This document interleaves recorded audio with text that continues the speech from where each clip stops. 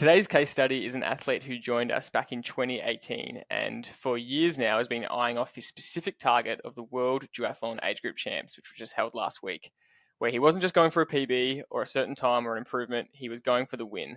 And that's a bit more pressure than most age groupers would normally put on themselves for a race. And yes, last week, in a wild and weird coincidence, 6 years to the exact day since he joined us, which was August 18, 2018, August 18, 2024, it all came together and he became World Age Group Champion. So today we're going to do a deep dive on his training, preparation, setbacks, because there have been many, including being hit by a deer last year in Scotland, and the execution of the World Champs race. So, Stevie, thanks for joining us on the podcast. Now that you're a world champion, you must be drowning in interviews. So, a big thanks to your agent for letting us chat to you. No worries, Jordy. I managed to just sneak you in there, but no, thank you for having me. It's an absolute pleasure. And Dad, welcome to the episode. I know you're looking forward to chatting about this one. Absolutely. This was one of the all-time great journeys with an athlete, such a long period of time. And Stevie is the quiet achiever. And I remember talking a lot on a podcast about how the post-race conversation would always go with an athlete. And for Stevie and I, it was the big screaming down the phone, fuck yeah, it was one of those moments where we were both sort of got goosebumps. I think about, wow, we just did it. And that was one of the career highlights for me as a coach to actually get someone who goes through such a long journey. And I want the listeners to actually understand how involved Steve's journey, the highs and the lows, and we've got lots to talk about, but that one moment was very special, and I want to talk about that in detail. Yeah, I can't wait to talk about the race. But before we get into that, let's go back to a bit the start of the journey. And yeah, it was 6 years ago. Stevie, do you remember why you decided to reach out and join TriVelo in the first place? I do. I had done, I think, 2 sprint triathlons by then. My brother-in-law, who's also my apprentice, who's working for me at the time, wanted to do a triathlon, just one bucket list thing, get it done, take it off. He's like, oh, you should do it too. And I was like, can't swim, mate. I'm not doing triathlon. It's ridiculous. And somehow he talked me into it. And I did the entire swim with my head above water because I didn't know how to expel air underwater. And yet somehow got absolutely hooked just from that one race. And I just got a new road bike fairly recently and started doing a bit of riding, but nothing much, and started doing a bit of running. And I was riding back from, it might have been Arthur's Seat, I don't know, although I wasn't really doing hills then, so it probably wasn't. I was riding back from Safety Beach, and I just saw this big group of all in white turn right off Bruce Road, and very famous road down our way, and going along the Esplanade, and I absolutely blew my doors off to get on the back. I think my heart rate was about 220, and just sort of asked this guy, once I got my breath back, is this a club? What's going on? Find out about TriVelo, and went back home. I was like, I'm not getting a coach. That's ridiculous. I'm not doing this properly. And like most of my best decisions in my adult life, my wife talked me into it. And so I called Jerry, and the rest is history. That's incredible. And we are going to focus on the World Champs duathlon race, but this is a triathlon journey. And it's incredible that you start with that, because you literally started the journey completely not being able to swim, and you grew up cycling, so you're a talented cyclist and very fit runner from the start. But Dad, what was your impression when you could see he was able to ride 38, 39 k's an hour around a velodrome on the bike from the start, but literally couldn't swim? Yeah, and it was interesting because Stevie is a very quietly determined human being, and if he sets his mind to something, you can guarantee he's going to turn no stone unturned to make sure that he's going to be best prepared. So that's one of his attributes. And look, the swimming thing, both my parents are Scottish, so Stevie and I have a good link, and I'm one of the few people who can understand him. So it was such a great combination of coach and athlete, and not a lot of swimming happens in Scotland when you're growing up, and you're either playing football or you're playing rugby or you're a runner or you're a cyclist. And Stevie just was behind the 8-ball right from the outset, just not having swum as a junior. And so it was the biggest challenge, wasn't it? And I kept saying to him right at the start, you're going to be a great duathlete, but but swimming's going to be, your Achilles heel in triathlon. Was that an accurate way, Steve, of describing it? Yes. Yeah, that is a very good summary. I did a lot of sports as a kid. Swimming was not one of them. We learned not to drown. That's about as far as it goes.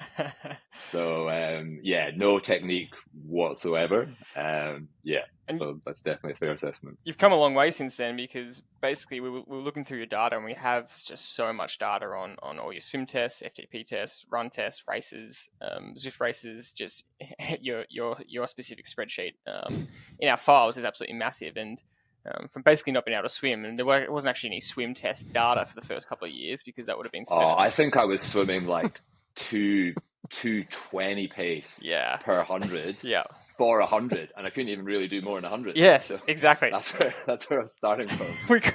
we couldn't do a 500 meters time trial because you couldn't swim more than 100, No. 200 meters. So the first recorded time trial of 500 meters, you got to 205 pace. That was back in 2020. And 4 years on since then, and that was 2 years into the journey, your PB for 1500 now is 138. So that just shows how far you've come. Yeah. So in terms of that, what kind of athlete do you think you are, now, compared to where you were back then? What stands out for you? I mean, the thing that, Jerry says every time you speak to him, every podcast, consistency is king. And I did not believe that for ages. I was like, nah, I'm all about the hero sessions. I just want to absolutely smash it. And, and if you look at I'm sure if you look at my training peaks for the first 6 months, if not a year, just red everywhere. And not just like red here, red there, like 3 days in a row of red. And and it's just so true, especially for triathlon, especially for endurance sports. Just that layering of consistency it just tops everything, and that's what makes you a really good athlete. And it's back then I was like, that's so boring. I just want to absolutely smash myself. But consistency is definitely there's king. no fun, is there, Steve, in just doing the required session when if it's a 3-hour ride, you can top that and go 6, or if it's a a steady state run with a few efforts, I can do my best 5K in the middle of a steady state run and exactly, then not run for 3 more days because you're so sore. And for everybody listening, this is normal. This is exactly how people start. That they want to have fun, and if you take away the fun factor, it makes it a very boring existence. But unfortunately, in endurance sport, that's what get you the result is staying a little bit boring and staying in your ranges and making sure you can front up for the week's training and the month's training. And boy, a lot of your injuries and issues were related to some of that unfortunate too hard, too much, too soon, but others were out of your control, like getting hit by a deer or just pulling up sore for no particular reason and not being able to run again. And so we had a lot of lessons that we had a lot of setbacks. And I just want you to kind of talk to us a little bit about some of the things that have happened to you, and if you can remember any of those episodes and how much time you took off. And let's start with going for a lovely bike ride down the moors of Scotland on a holiday and ended up knocking yourself out and nearly dying out there. Yeah, that's a fairly recent one, and I would like to say I think I can say that was no fault of my own. I would, just a real deserted Highland country road that, I knew from back in the day from growing up, and just came bottom of a little descent round a corner, and I did not even see it, didn't even brake. Just the first thing I knew that I just hit a deer was because I was 6 feet up in the air.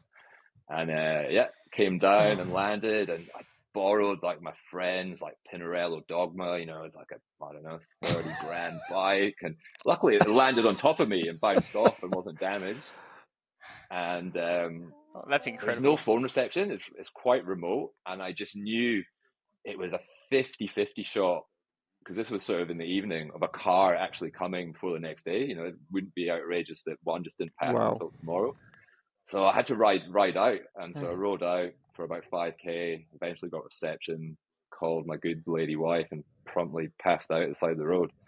And turns out I'd smashed up my pelvis pretty good. Oh, horrific. Do you remember much of that 5K ride? Yeah, I was pretty sore. I was trying to tell myself, it might just be superficial damage, because I was at the start of a 5-week holiday where, I'm planning to have a good time with my family, do a lot of riding. We were going over to France. We're staying at the foot of the Alps, so I was like, hopefully I'll be all right in a couple of days. That's what I remember thinking.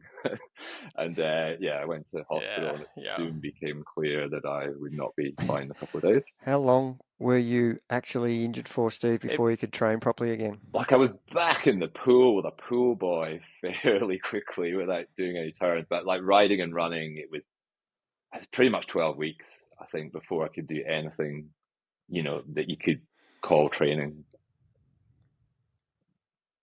So yeah, it was a fair amount. And once I got back on the bike, I came back pretty quick. But running, it took a while to get back to running. Yeah, and so I think all up, it was probably 12 weeks before I was doing anything you could really call training. So, and the bike after that came back really quickly, but it was a good while after that before I could actually run properly. Was this start of Northern Hemisphere Summer last year, 2023? 2 years ago 2022, now. Yeah. So it would have been July 22, Yeah, that makes sense. So look, that's just one example, and it's a recent example of a major setback, but you have had very consistent injuries, especially from running over the whole journey. So how do you personally go about it mentally, getting back from a setback and that frustration of feeling like you're losing work and you're undoing work, especially you just had very consistent running injuries the whole time. What's your mindset around it? Yeah, it was challenging. Like I've never been a runner, so it was I've done the odd little bit here and there, but I've never really been a runner. So it's not since I started triathlon that I've really done any proper running, and I just don't have the muscular skeletal strength that someone like Jordy, who's been running since before he could walk, has. And turns out I'm quite good at running, and because I became quite fit, but my muscles, my bones just couldn't handle it. They just could not handle. Initially, we thought it was speed, and definitely to a degree that was, but latterly it started, big increases in volume. It struggled with.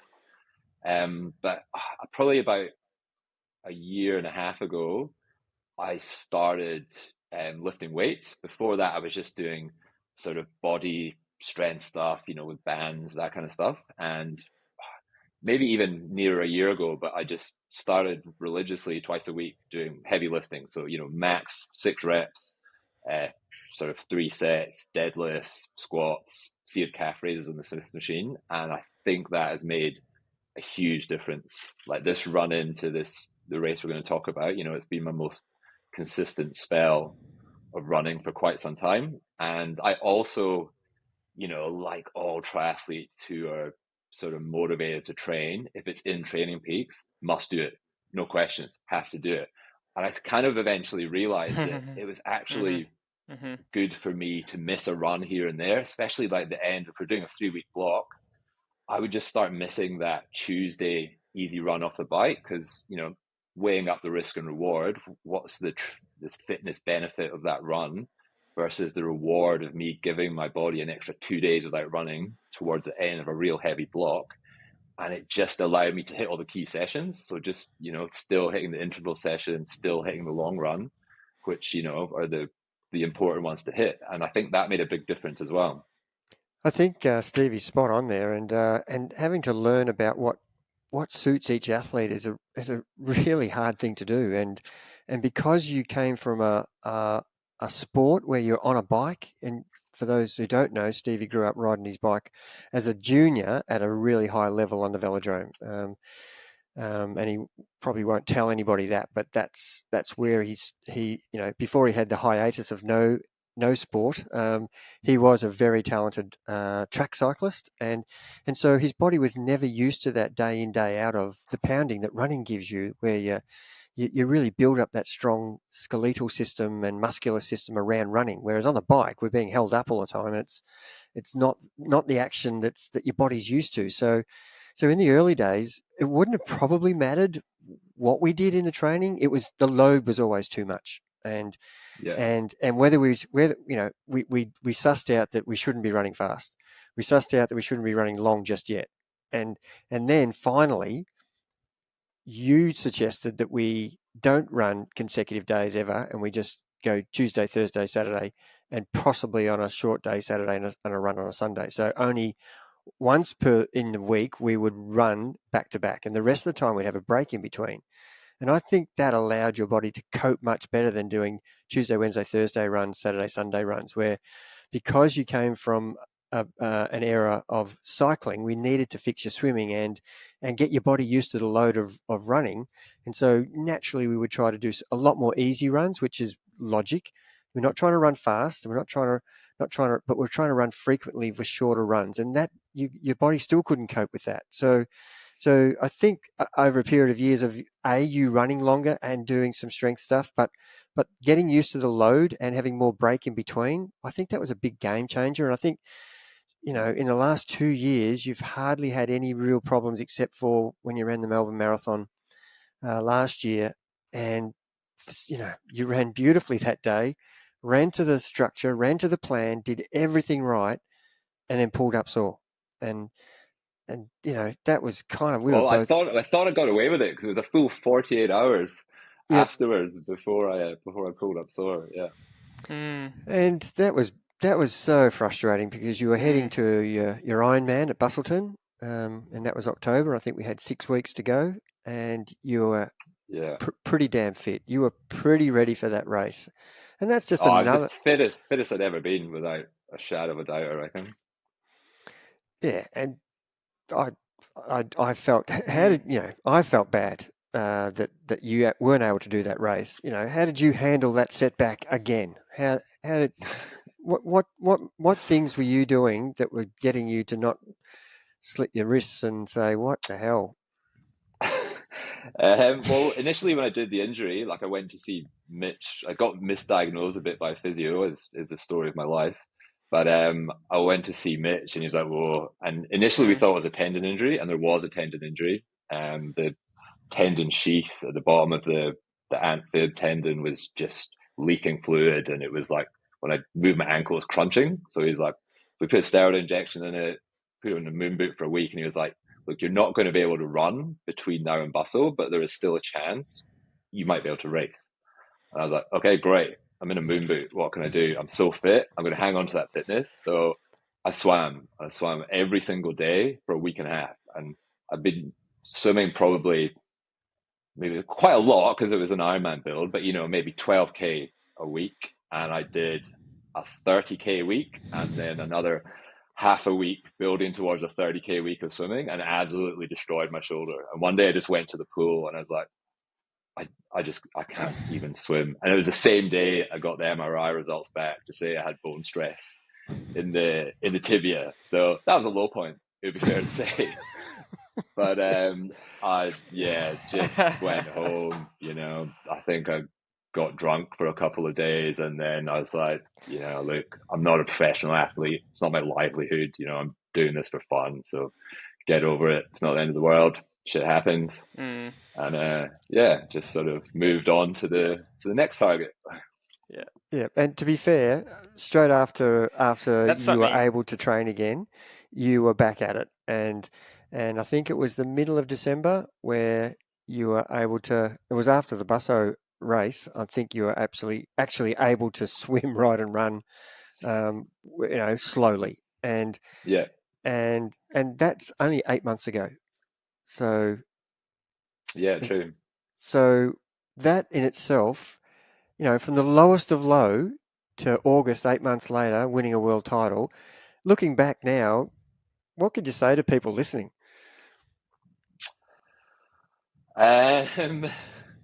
Well, I don't give up. It's a bit of a cliche, but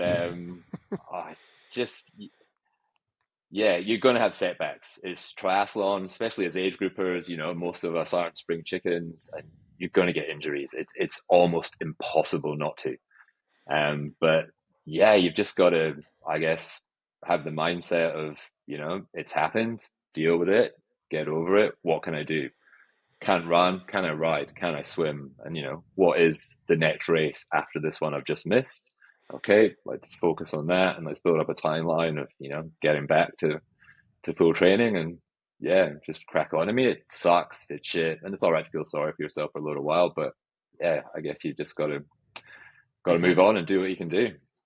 It's probably one of the themes I really wanted to make clear from this just whole story is that firstly, Dad, you're a big proponent of that, of just letting people have their moment if they're injured and just saying, yeah, just have a few days where you crack the sads, and that's totally acceptable. And then after that, you're really good at directing athletes to, okay, what's the next goal? What's the next step from here? What's the short-term goal of getting back, and what's the plan for that? And then what's the longer-term goal? And I think you really were pushing Stevie to have that longer-term goal of the duathlon world champs in his head to get back to. And the second part of that is what you mentioned, Stevie, just then, is that you're going to have setbacks. And over this journey of 6 years, it has been far from smooth. But at the same time, given all that, you've had, understatement of the year, far from smooth, but you've had a lot of success. You've, in between all those downs, you've had a lot of ups, which has been amazing to see. And I think that's really important for people to understand, is that it's never a linear progress. You'll have really good patches of potentially 6 to 8 months, like you just had, where you've gotten yourself to as fit as you could possibly be and absolutely flying. But around the corner, something might happen. It might not be an injury, it might be something else. And you might have a low period that you have to work through as well. And so these are all going to happen. It's really important for age groupers to ride the highs when they're there, but be ready to get through the low points as well. And I guess, I wanted to ask next is, before we get into the world champs, is you've now had a lot of titles to your name. You've been podium on Geelong 70.3 for basically 3 years in a row, 2 firsts and a third, multiple duathlon titles, sprint age group Australian titles at the 2xU series. So throughout all these kind of races and moments over this journey, I think an insane PB this year of 386 watts for 20 minutes. 6 years ago, by the way, your very first FTP test on a different bike, different power meter, was 236 watts. So, all these years later, to ride at 386 watts for 20 minutes, which, by the way, with your weight is an astonishing 5.3, 5.4 watts per kilo. I just wanted to point all these things out and just ask you. That was on a hill, just to clarify. It still counts, Stevie. It still counts. What are some of your proudest moments that stand out for you, and kind of proudest results or improvements or moments that stand out to yourself about kind of, successful moments in your head? The thing that I and that just shocks my wife, like when I used to race when I was younger, I raced from when I was 12 till I was 20. It's all I did. I hated training. I really hated training, but I loved racing, and even more so, I loved winning. And so training was just a means to an end to do well racing. And, I was a track rider, and the nearest track was a 6-hour round trip, and it didn't have a roof, and it was in Scotland.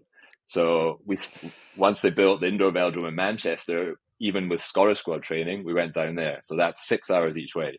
So the majority of my training was on a wind trainer. There's no Zwift in those days, staring at a wall, doing like VO2 or neuromuscular intervals. It was pretty grim. But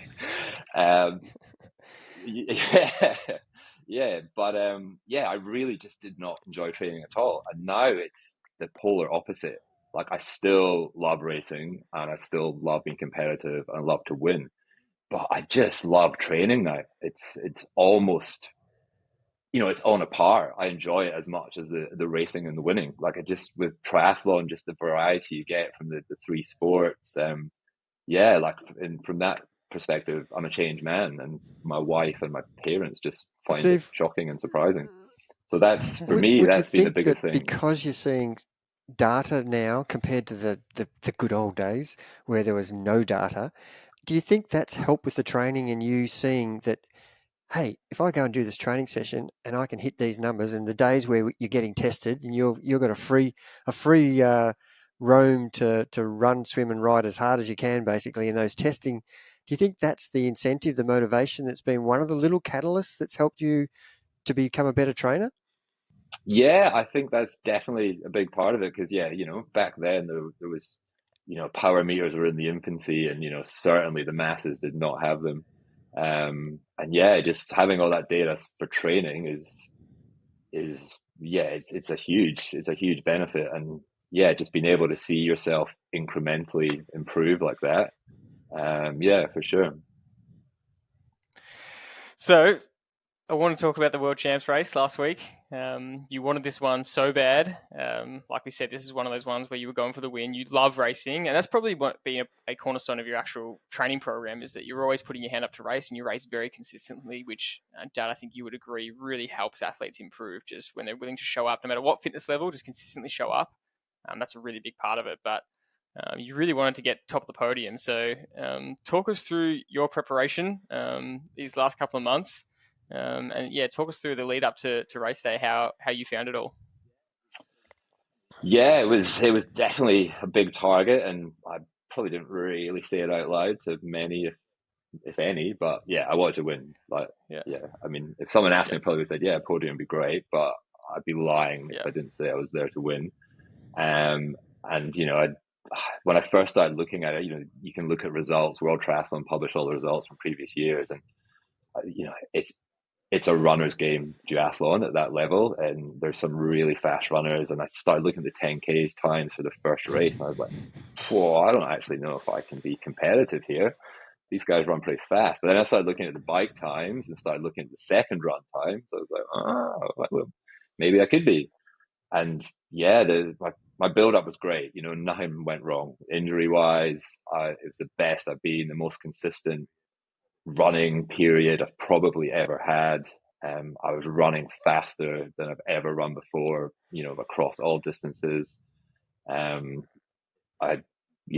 hit the TT bike hard at the right time in the build, started doing a lot of threshold efforts, which in the past it's taken me a while to get into. And I just find for me, like, I cannot ride. I do a lot of training on my road bike because it's just what I love to do. I just love smashing hills on the road bike. It's just good fun. But I have to get on my TT bike quite a while before the race. If I haven't been in it for a while, I can jump on and do a 4-hour zone 2 ride, no problem. But when I try to ride threshold, I've got to build up to it. It's a different skill set riding threshold on a time trial bike for me. And we just did a lot of work on that. It was down the velodrome all the time. And yeah, when I fronted up for the race, I had a fair amount of confidence that if I executed a race as well as I could, I would definitely be competitive. And Dad, what were your thoughts kind of around the whole preparation leading in and his ability everything Stevie just mentioned is bang on, and he did a lot of work getting his position right. So when I first met him on the bike, what he looked like to Stevie, it's just you would not recognise the same rider. He's sitting so different. He spent a lot of effort going to get his bike fit right and the bike to be, and his equipment. If you can see that bike, and for those who are watching this on YouTube, you can see behind him is the bike that he rode, and it's state of the art. The guys in the tour would be loving to ride that bike. Beautiful machine. And you've got to still be able to sit properly on it and then still push the power. So Stevie's done a lot of work in getting himself to be able to do that. And, he never, ever hesitates when I say, this is what you're doing today. And, sure, that's what I'm doing. And I do remember a quick conversation about 2 weeks out. He said to me, "Oh, are you sure about all this work so close to the event?" And I don't know if you remember that conversation, Steve. I do very well. Love it when it's pretty rare. It's pretty rare a question you, but when I do, it's because I've been thinking about it a lot. Am I getting this taper right? And we talked beforehand, before the taper period, about what we need to do. We need to get, because the event's a 40K time trial, and we need to get you to be as fast as you can, because that's going to be your trump card. You are one of the best cyclists in the world. In your age group, you are the best cyclist as a duathlete in the world. You smashed them on that bike. You gave them a head start and you smashed them. It was exciting to see you use your skill because that course was very technical, and it had the straight stretches where you could use your threshold power. So you were going to, we talked about that a lot, about railing the corners and, not actually giving a centimetre here or there. But before the week, we wanted you to train a lot harder than you had before, because it seems to me that you go better when you've really kept the training up. And that was the question you were asking. Are you sure this isn't too much? And I gave you the answer, and you just went, yep, if that's what you think, that's what we're doing. And even on the Monday, Tuesday, Wednesday before the race, a couple of times I was saying, how's your fatigue? Are you feeling? You're saying, oh, not quite there yet. And by Wednesday, Thursday, you were saying, yeah, starting to feel good. And I think we got the taper right. And I think that's important. We got the preparation right earlier, getting you to ride some really, hard threshold sessions that would make most people cringe, that they had to line up again and again and again. And we definitely improved your running. I mean, you ran a half marathon, 75-minute, 1:15 half marathon, literally 3 or 4 weeks out from that race. And, that's a hard run to do so close to an event, yet that gave you so much confidence, that performance you did in that race. And that's what we talked about in the race plan, was your second run. I don't know if there's anybody stronger than you. They beat you quite comfortably in the first run, but no one beat you in the second run. And that's kind of the strategy that we had. And I don't want to summarize too much. I want to let you talk about this, but we had a little duathlon, the local state championships a couple of weeks earlier, where you learnt some good lessons against one of the fellow TriVelo athletes, actually, Tom. Tell us about that experience and how you used that on race day for your final World Championship title. Yeah, I'd done that exactly same race, same course the year previously. And just as an experiment, I thought, I'm going to try and run with Pagey and see if I can hang on to him for the 5K, and then draft him on, legally draft him on the bike. And I did that for about 3.5K, and I was like, this is going to break me. And I just backed off a bit, but it still hurt me on the bike. I got on the bike and, I rode all right, but I felt, it definitely, I was hurting from the run. And so this year, I let them go in the first run. And, I reckon the first kilometer, there was like 25 guys ahead of me. And, just, ran the run very consistently, just even pace, all 5K, and jump on the bike, and just felt great, like just eased into it and was able to catch, the guys ahead of me, put in some pretty solid surges when I passed them so they didn't come with me. And then before I knew it, I saw Tom up ahead, and I managed to catch him with like half a lap to go and just start on. And, he's one of the best age group bike riders in the country. I would think it would be fair to say, there's not many people who are catching him on a bike ride. So that definitely gave me a lot of confidence. I absolutely, across my door, I've been swearing this, I absolutely messed it up when I came into T2, but I just couldn't get my shoe on because I had numb fingers. So anyway, I finished second. Yeah. But yeah, that bike performance, and it gave me a real good, not just confidence in my bike ride, but confidence in letting people go in that first run, and how much extra that is going to, give me on the bike. That letting them go by 30 seconds in that sprint distance probably, gave me 2 minutes back on the bike. But it's a bit of a scary thing to do, let the race just disappear up the road in front of you. But yeah, having done that in that race, it made me a lot more confident about doing it on the big day. Because you had to do it on the big day. You had to let them all go because they were going to run a lot quicker than you for the first 10K, which it's easier, like you just said, to say in your head than to do in practice. How was that experience, that first 10K, just staying in your lane, letting all the guys go ahead of you that you're trying to take the win from? You were okay with that after doing it a couple of weeks before? I was, because I'd done it, we talked about it so much, and I'd really mentally prepared myself for it. And I was prepared to come off that first run a minute and a half down. Like, that's kind of what I was expecting, to be honest. And in the end, it was pretty much a minute. And there was it was a 4-lap course. There was 2 dead turns on each course. So I always had an idea of how many people were ahead of me and how far ahead of me. And after the first kilometer, that's apart from the lead runner, no, they didn't put much more time into me after that. And I started catching a lot of it because the group broke up.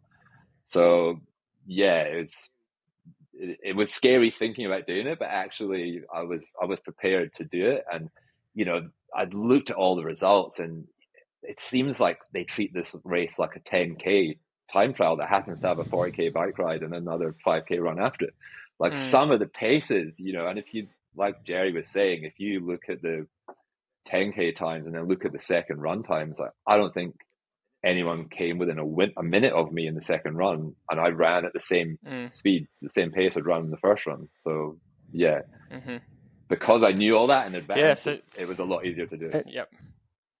Yeah. So you're 9th or 10th off the first run in terms of run, like you just said. You're the same pace and quickest in the second run, and then so you get on the bike feeling good. You end up doing the fastest bike legs by a mile. What was that bike leg like? The bike was good. Like I probably was slightly slower on the second lap. I don't think there's too much in it, which is maybe, is not what we say is the ideal thing to do. But in the first lap, I was racing. I was catching people, and I knew, I caught a lot of people in just the technical section in about the first 3Ks, because there just wasn't a minute where there wasn't a roundabout, there was a speed hump, there was a corner, and I just made up so much time there. And then I knew one of my big rivals would be the Brazilian guy, because he finished third in the younger age group last year, and I saw him ahead of me, and I caught him and just put in a massive surge just so he didn't come with me, because I don't want to take him with me, and just railed a couple of corners to the point where one more millimeter and I was in the cones. This marshal was standing in the corner, and I saw the look of horror in his face because he thought I was coming down. But got round, and so just for me, when I do a triathlon, it's just a time trial. I'm so far behind in the swim. I'm playing catch up. It's just, how hard can I go for the duration of the race? But in duathlon, I get to race it. There's make tactical decisions, punch it past people on the bike. It's it's hard, but it's so much fun. So yeah, the bike was great. I think it's a really great story where you have to understand the course and the situation, and the fact that that's your strength. We talked about that in the pre-race plan. I'm saying to you, unlike every other triathlon where it's a 90K time trial, where we've got to stay a little bit in our lane here and not overcook it. So you still got to run a half marathon. But on this, our scenario, best case scenario, was going to be, you've got to absolutely go for this. And when if you can get near the front, you've got to put time into them and get as much time off that bike as possible, because we don't actually know how much they've spent already, but we know that you will run just the same way no matter how hard you ride. And that proved to be exactly right. That's probably the hardest you've ridden, yet you got off the bike, and I know you were hurting running, but it didn't slow you down. Is that a fair summary? Yeah, definitely. Yeah. I pretty much rode as hard as I could. After that, I caught the guy who ultimately finished second, and I didn't see him for a while. It was the start of the second lap, and he's a really good runner. He's like a 33 flat, 10K runner. So I was like, I do not want to get off the bike with him. So I put another big surge to pass him, and then it was basically just the long straight bit, and I just stay aero as possible, just empty the tank, and then it was in for the second run. And I thought there was still a Kiwi guy ahead of me. I did not think I'd passed him. Turns out I had. So even a big long straight, I couldn't see him, and I was thinking, if he's that far ahead of me, fair play to him. He's going to win. but then when I got off the bike and then I get out onto the run course, people are shouting stuff at you, and it seemed like I might be in the lead, but I didn't know for sure. And then on the last lap, there's a guy who obviously knew who I was, because he was like, "Go on, Stephen, you've got this. You're well ahead." I'm like, "Oh, I must be winning." And then literally went round a dead turn and back up. And the same guy said to me, "Oh, the American's coming fast. You've got to go. He's going to catch you." And I was like, I lapped it coming out of my ears. I was going as hard as I could. I was like, I don't want to hear this. Right? I was thinking, where's the American guy come from? That's the American guy, like the start of the first lap. But then, and so that was the last time up. So I started freaking out. Then just made me angry, and it actually made me just completely empty the tank the last time up the hill. But it wasn't until I literally crossed the finish line, I heard I think it was Pete Murray, and luckily the PA system was really good, and I could hear you saying, "And this is the world champion for the 40," and I was like, but that it wasn't until then that I actually knew I definitely won. It's a great story. And for those listening, Steve, 45 to 49 is your category? Yeah. and you were, over the whole day, you were the second fastest duathlete on the day out of every age group. Yes, I believe so. Yeah. Yeah, and that shows you at your age. I mean, there were 20 to 25-year-olds, 25 to 29, et cetera, all the way up, and that shows you how competitive you were. You pretty much would have won every age group bar one, and that's kudos to you. And I know you hate talking about this, and especially on a podcast, but I just want everybody out there to listen and understand that, it doesn't happen in a month or 6 months or a year. This has been 6 years in the making almost. And that's why it's more satisfying. And that's why the conversation we have on the phone, after the race means so much, because there's so much gone into that journey. And I think, what makes it even more special is your humility about the whole thing, and never promoting yourself, and doing everything you possibly can to be that athlete that you want to be, so that you have no regrets when you look back about your preparation when you stand on the start line, and you've got a race strategy and a plan that you feel is full safe. And if you just follow that strategy, if someone's better than you, like you said, if the Kiwi guy's up the road, well, hats off to him, he's better. But at the end of the day, if you compete the way you want to with a plan and a strategy, and you do the best on the day, if it ends up being a win, absolutely brilliant. But if you've done the best, you've got to be happy with that. And, we had another couple of guys. Also, one guy won the Duathlon Championships, Matt Clarkson. And in the aquabike, we had Greg Alderson, who got rolled over 3 hours 42 by a minute and a half. And, our conversation with him is, did you do everything you possibly could? Could you have gone any harder? He said, no, I would. That's the best race I've ever had. That's as hard as I could ride and swim, and I just missed out. And he's probably the same. He was about the second or third fastest aquabike. He's a 50-odd-year-old guy.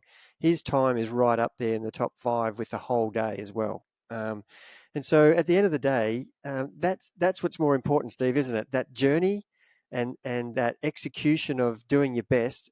And if the victory is there, it's a bonus. Would that be a fair summary of how you go about your program?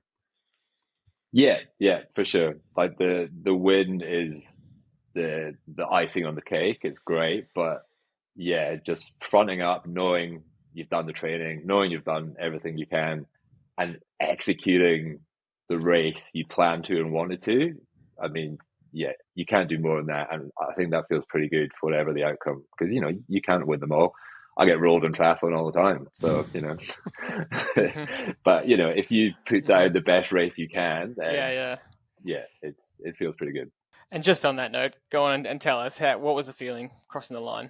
Oh, it was great. Like, in all honesty, in the sort of the longer lead up to this, I had always had an eye on Busso. Like, I really got unfinished business with the Ironman, to the point where I was honestly considering Busso my A race, and this is my A+ race, if you like. But the closer we got to it, I began to realize that I actually care about this quite a lot, because I don't really get nervous too much before races anymore.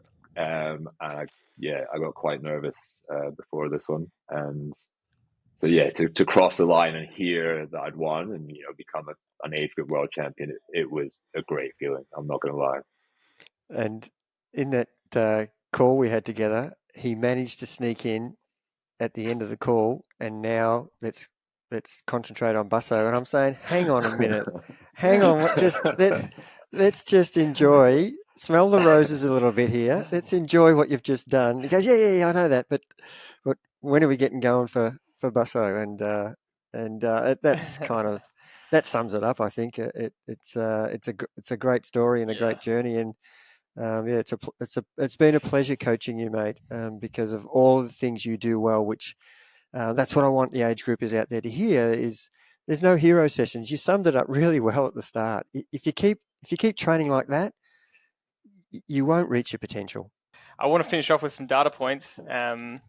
You came to us as a really good cyclist. Triathlon is still the goal, and you've done insanely well at a lot of half Ironmans. I would argue you turned me into a very good cyclist. I think you're overstating how good I was when I first came to TriVelo. I was getting dropped like a hot potato every month ride. I was on the couch, like basically comatose for the entire afternoon afterwards. And my wife said, "You better get fit soon because this is not sustainable." The TriVelo bunch ride itself is a bit of a rite of passage if anyone gets to do it. It's you do get humbled very quickly, and I say you're a good triathlete because your first FTP test outdoor, you were already riding 40 plus k's an hour. That is exceptional riding, and early on 70.3s that you were doing, you were still riding 38, 39 k's an hour, which. That's why I say you were very good. But you now know how much better you are for not just the speed or power, but for all aspects of execution. And I will say that, yeah, your peak 20-minute is now 46.8 or 47, something like that. And correct me if I've got any of this data wrong. And your PB 70.3 90K was 41.8 kilometers an hour this year. So that's for 90 kilometers. So that's kind of just a bit of the journey of where you're going from, as well as what that actually means. That's the improvements in the numbers, but how you execute. And same thing with running. You said you weren't a runner, but you were coming and your first 5Ks with us were the 340s already. You could already run pretty quick, but there was no way you could run 10K or half marathon or marathon at those equivalent paces. And over the years, you have developed that strength. And yeah, to run a 1:15 3 weeks ago, to basically jog around last year in a 2:56, where it was just a training run, a 2:56 marathon. Realistically, we know that your predicted time is probably closer to 2:45 or sub. That just shows the strength you have, which will obviously hold you in good stead for Busselton. But I just really want to mention all those points of just, it seems like you're at a high level from the start, but you've continued to incrementally increase. And suddenly when you look at, for 20 minutes, 41 to 47 kilometers an hour, that's insane riding. But yeah, 6 years is a long time with a coach. So I kind of want to finish by asking, how come you've stayed with Dad for so long?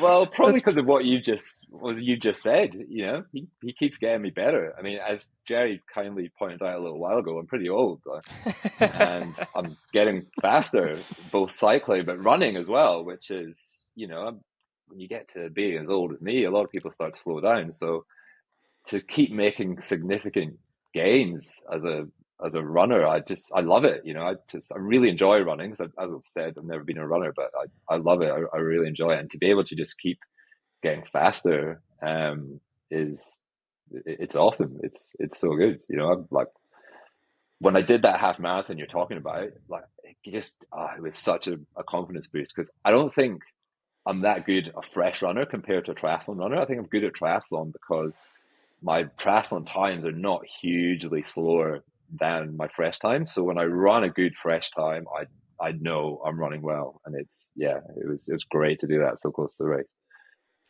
Dad, and Jerry, he's not a bad bloke to have in your corner. So that's right. So Dad, any take home messages from you? Any comments you want to add? No. I without embarrassing Steve anymore, it's great to have a conversation post event, and we're doing this because we want others out there to understand that that you can do it if you set your mind to anything. You can be a better version of yourself, and that's really what we're trying to do with our podcast, is help everybody improve and enjoy the journey. And a lot of the time, the enjoyment doesn't come from having fun training; it's from improving. That's the fun part, isn't it, Steve?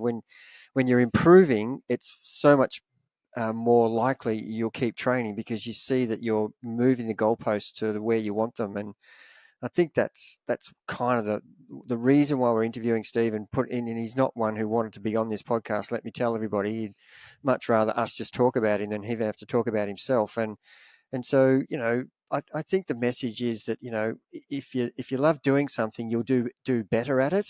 But if you're prepared to do the work like Stevie is, and you do all those 1%ers, like getting the bike fit, getting your position right, spending time on the TT bike and doing those hard sessions, and not changing his whole mindset from being Mr. Hero with sessions here or there to just being Mr. Consistent. And there's hardly a week or a month go by where I don't have to say anything to Steve, because I just look at his sessions and he's just nailing them day after day. And it's only now and then when we have to have a conversation about, what happened here. and normally there's something that's happened in family or work that's created it. But generally, I could not have had, and we've got plenty of them in TriVelo, I know that. But when I look across, athletes who are in age groups, I don't think they could be as confident at their consistency that Stevie's been when he's been not injured or not getting hit by a deer or whatever. But certainly, that's the thing that I've loved about the journey with Steve, and yeah, I'm really grateful to have him as an athlete. It's been a really fun experience. So Stevie, I'd like to pass to you. Do you have any final words that you'd like to potentially pass on to age groupers or anyone that's just aiming for more consistency and improvement in the sport?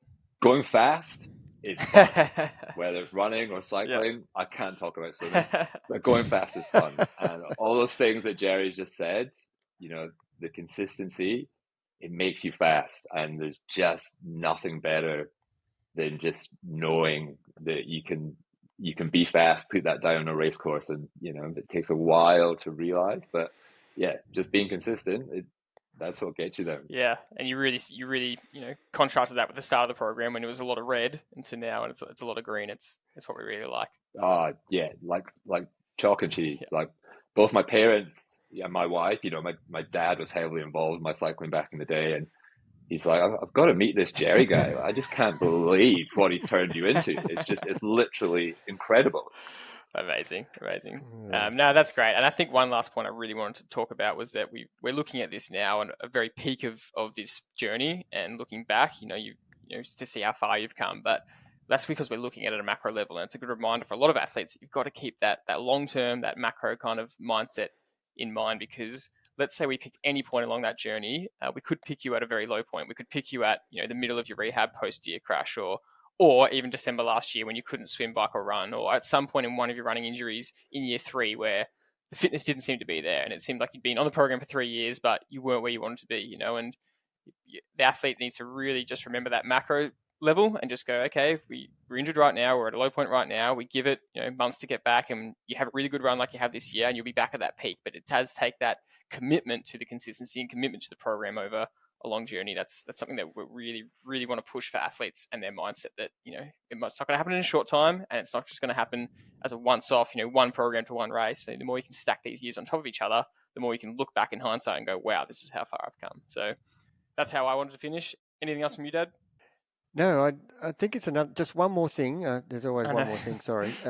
It's just that time accumulation, like building layer upon layer. And I think with Steve's running, and that's there's a lot of things he's doing well, but I think the main thing is he's being able to just continually to add that layer of running fitness into his body. I think that is the 6 or 7 or 10 years that athletes who are, as an example, one of the local guys, Nick, went running with your uncle Jordy, Paul, last Sunday, and Nick was, Paul's 63 and Nick's 30 something, and Nick was astounded at how evenly Paul was running in that easy long run.